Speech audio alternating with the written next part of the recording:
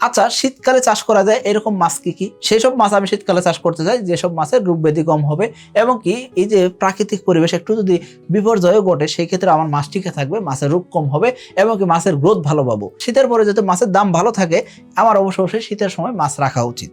কারণ কি শীতের আগে মাছের দাম একটু কম থাকে বা শীতকালীন সময় মাছের দাম কম থাকে। তো আমি শীতের পরে ভালো দামে মাছ বিক্রি করতে চাই।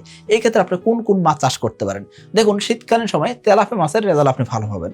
এখানে দ্বিমত পোষণ করার কোনো জায়গা নাই যে আপনি তেলাপিয়া রেজাল্ট খারাপ পাবেন। সো আপনি শীতকালীন সময় তেলাপিয়া রেজাল্ট খুবই ভালো পাবেন।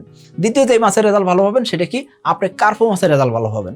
কার্পো মাছের রেণু বা ধানি ছাড়তে পারেন। শীতকালীন সময় কিন্তু কার্পো মাছের রেণু ধানি ইজিলি চাষ করা যায়। এর পাশাপাশি শীতকালীন সময় কার্প জাতীয় মাছের রেজাল্টও কিন্তু ভালো আসে। তবে বিশেষ করে গ্রাস কার্প, মিরর কার্প এইসব মাছের রেজাল্ট কিন্তু ভালো হয়। তো আপনি এই ধরনের মাছ চাষ করতে পারেন। তবে শীতকালীন সময় পাঙ্গাস চাষে কিন্তু রেজাল্ট একটু খারাপ আসে বা পাঙ্গাস মাছের একটু গ্রোথ কম আসে। তবে খেয়াল করবেন আপনার পুকুর ব্যবস্থাপনা যদি ভালো থাকে এবং আপনি যদি সঠিকভাবে চাষ করতে পারেন, সঠিক গণতে চাষ করতে পারেন, আপনার পুকুরে যদি পানি ধরে রাখতে পারেন এবং কি নিয়মিত খাবার দিয়ে যদি আপনি মাছ চাষ করতে পারেন, যে কোনো মাছ আপনি শীতকালীন সময় চাষ করতে পারবেন। শীতকালে চাষ করা যায় না এরকম কোনো মাছ নাই, সকল মাছই শীতকালীন সময় চাষ করা যায়। তবে কিছু মাছের একটু গ্রোথ কম আসে বা একটু রোগ ব্যাধি বেশি হতে পারে, যেমন পাবদা, গুলশা, ট্যাংরা এবং শিং মাছ। এসব মাছের কিন্তু শীতকালে একটু রোগ ব্যাধি বেশি থাকে। সো এই ধরনের মাছ আপনি চাইলে অ্যাভয়েড করতে পারেন। তবে অন্যান্য যে মাছগুলো আছে সকল মাছই কিন্তু চাষ করা যায়।